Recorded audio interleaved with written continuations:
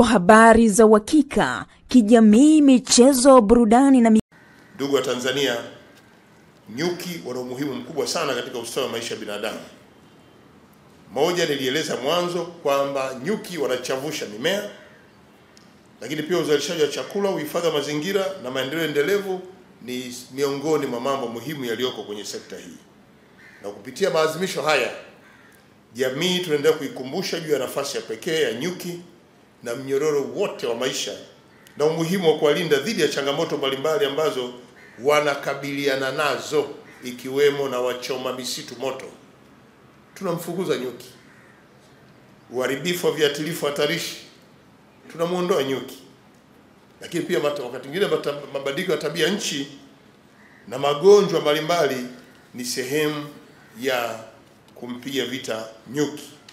Kwa ndugu wa Tanzania, tunahamasishwa kulinda mazingira, kuhakikisha kwamba viuatilifu hatarishi vinazuiliwa, lakini kukabiliana na mabadiliko ya tabia nchi, lakini pia tupambane na magonjwa kupitia tafiti zetu.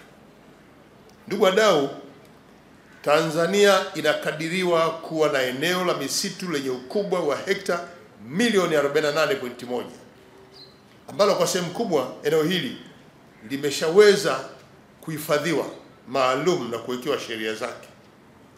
Maeneo haya ndio maeneo makazi ya asili ya mdudu nyuki na ndio hutumika kwa kiasi kikubwa kuzalisha asali na mazao mengine ya nyuki. Na maeneo yote yaliyohifadhiwa na Watanzania kushiriki kamilifu katika uhifadhi wameendelea kunufaika na mdudu huyu nyuki. Kwa sasa Tanzania inazalisha tani 34,000 za asali na tani 1,918 za nta. Kiwango hiki kinaiweka Tanzania katika ramani ya dunia kwa kuwa nchi ya kwanza kwa uzalishaji wa asali kwa nchi za Afrika Mashariki na SADC zote. Tujipigie makofi wenyewe.